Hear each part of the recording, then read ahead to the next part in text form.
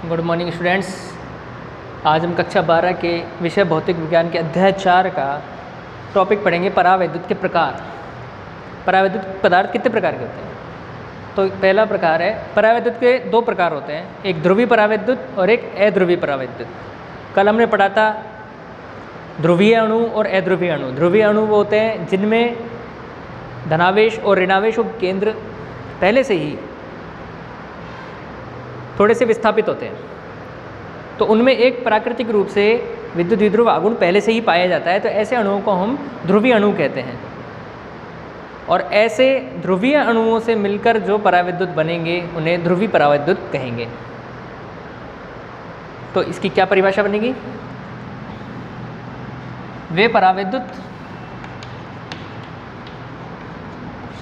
पदार्थ जो ध्रुवीय अणुओं से मिलकर बने होते हैं, जो ध्रुवीय अणुओं से मिलकर बने होते हैं,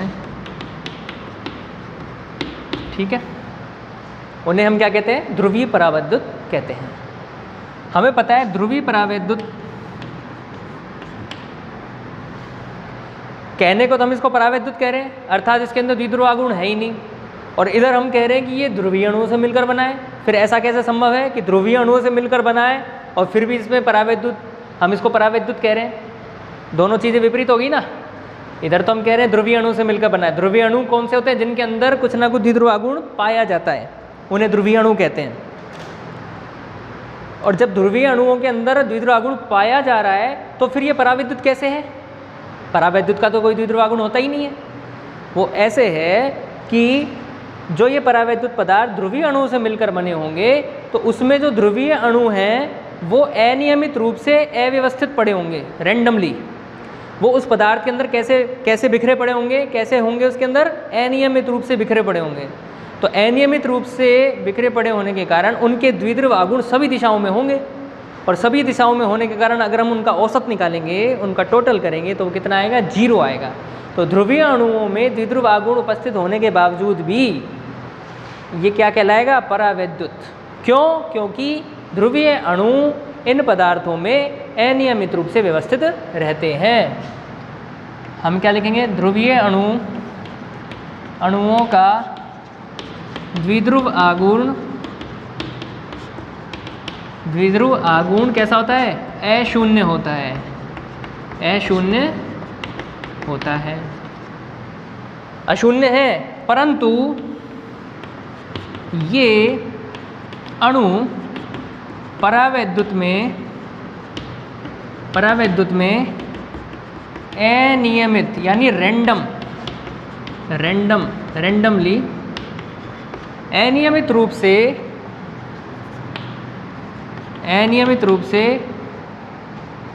वितरित होते हैं। अतः कुल द्विध्रुव आघूर्ण अगर हम निकालें, अतः कुल द्विध्रुव आघूर्ण कितना होगा? 0 होगा। कितना होगा? 0 होगा। एक अणु का देखेंगे, एक अणु का अशून्य होंगे, लेकिन सभी अणुओं को मिलाकर देखेंगे क्योंकि वो अनियमित रूप से सभी दिशाओं में वितरित हैं, तो उन द्विध्रुव आघूर्ण सदिश राशि है, तो जब उनका हम टोटल लेंगे तो कितना आएगा? 0 आएगा। इसलिए कुल द्विध्रुव आघूर्ण जो है परावैद्युत पदार्थ का वो 0 होगा, इसीलिए क्या कहलाएगा? ध्रुवीय परावैद्युत कहलाएगा।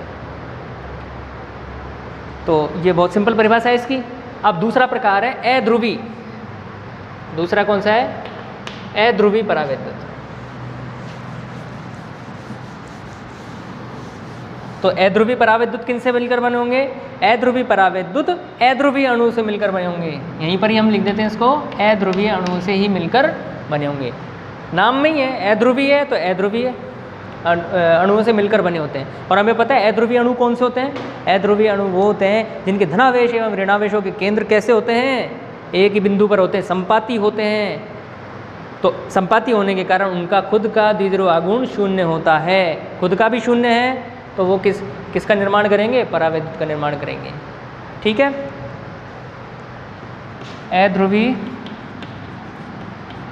अध्रुवीय अणुओं का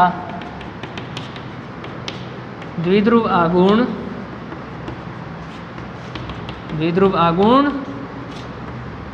कैसा होता है? शून्य होता है, क्योंकि इनके धनावेश और ऋणावेशों के केंद्र क्या है? संपाती हैं, एक ही बिंदु पर हैं। द्विध्रुव आघूर्ण कब मौजूद होता है? जब उनके मध्य थोड़ा सा विस्थापन हो, तो फिर वो शून्य नहीं होता है, लेकिन इसमें संपाती होने के कारण द्विध्रुव आघूर्ण शून्य है। ठीक है, तो ये अध्रुवीय परावैद्युत होते हैं। ठीक है, ये परावैद्युत के प्रकार हैं, ध्रुवीय परावैद्युत और अध्रुवीय परावैद्युत। अब यदि इस परावैद्युत पदार्थ को हम किसी विद्युत क्षेत्र में रखें, किस में रख दें? विद्युत क्षेत्र में रख दें, तो क्या होगा?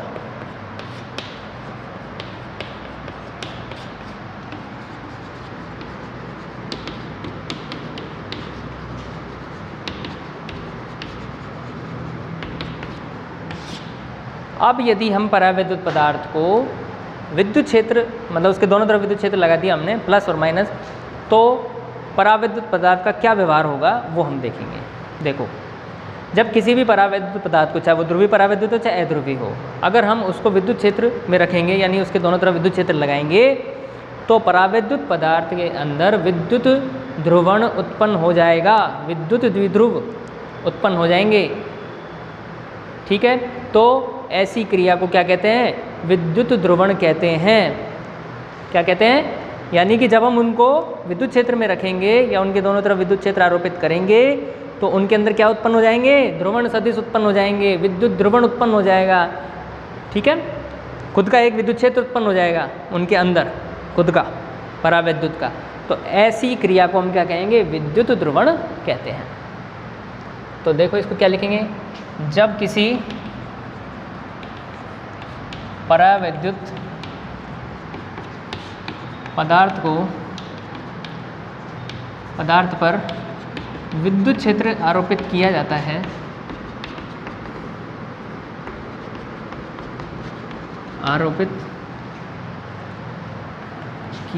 है,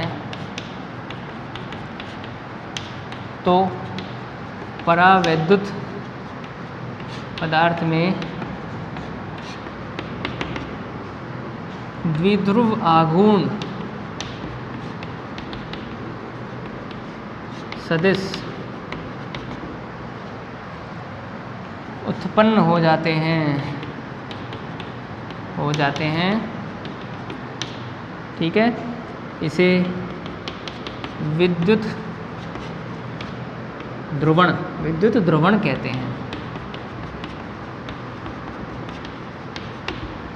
ठीक है, अब हमारे पास दो तरह के पदार्थ हैं। पहला कौन सा है? ध्रुवीय परावैद्युत।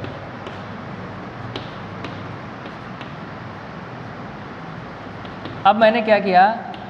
मैंने कौन सा पदार्थ ले लिया? ध्रुवीय परावैद्युत लिया, उसके ऊपर विद्युत क्षेत्र लगा रहा हूँ। देखो क्या होगा। देखो, ध्रुवीय परावैद्युत क्या है? पहले तो मैं इसके ऊपर कोई क्षेत्र नहीं लगाया, तो इसमें जो द्विध्रुव आघूर्ण है, यानी ध्रुवीय अणु है, ऐसे टेढ़े मेढ़े सभी दिशाओं में फैले हुए हैं।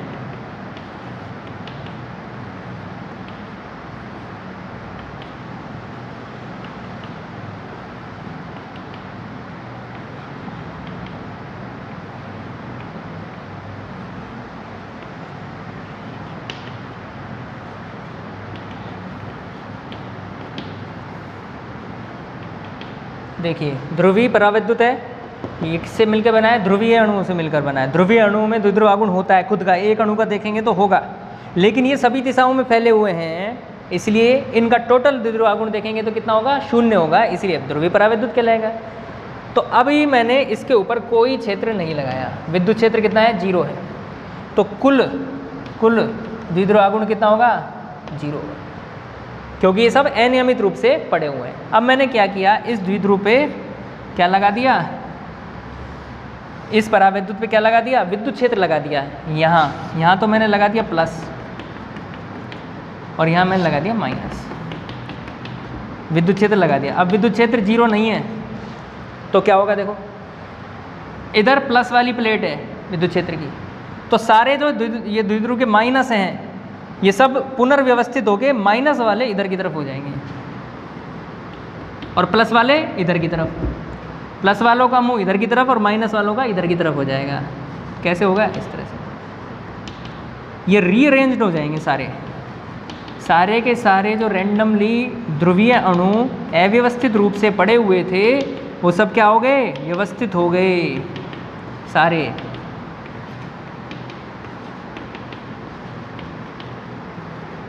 हो गए व्यवस्थित, ये व्यवस्थित हो गया।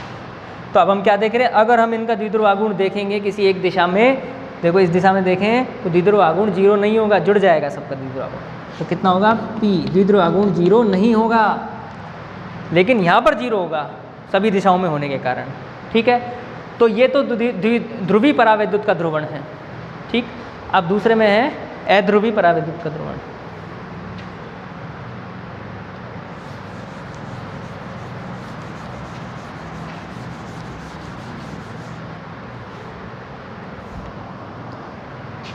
अध्रुवी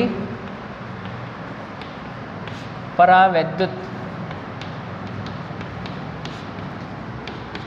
का ध्रुवण। देखिए इस चित्र को मैं मिटा देता हूँ। अब मैं लूँगा अध्रुवीय परावैद्युत। ये एक सैंपल है। अध्रुवीय परावैद्युत किससे बना होगा? अध्रुवीय अणु से। अध्रुवीय अणु कैसे होते हैं? जिनके प्लस और माइनस का केंद्र एक ही जगह पर होते हैं, एक ही बिंदु पर होते हैं, माइनस और प्लस। यानी द्विध्रुव आघूर्ण नहीं होता है इनके अंदर, शून्य होता है, संपाती होते हैं ना, इसलिए इनके केंद्र परस्पर संपाती हैं। कब है? जब विद्युत क्षेत्र 0 है तो टोटल द्विध्रुव आघूर्ण भी कितना है? 0 है, क्योंकि संपाती हैं। इसका भी 0, इसका भी 0, सबके 0 0 0 को सबको जोड़ोगे तो 0 ही आएगा द्विध्रुव आघूर्ण। तो ये कौन सा है? अध्रुवीय परावैद्युत, जब विद्युत क्षेत्र नहीं लगाया। अब मैंने क्या किया? जैसे ही इसके ऊपर विद्युत क्षेत्र लगाऊंगा, यहाँ प्लस माइनस लगा दिया, विद्युत क्षेत्र 0 नहीं है तो क्या होगा? ये प्लस की प्लेट है तो सारे माइनस जो हैं वो आकर्षित होकर प्लस की तरफ और सारे प्लस माइनस की तरफ भागेंगे और ये रीअरेंज्ड हो जाएंगे वापस से। क्या हो जाएंगे? रीअरेंज्ड हो जाएंगे, बिल्कुल उसकी तरह।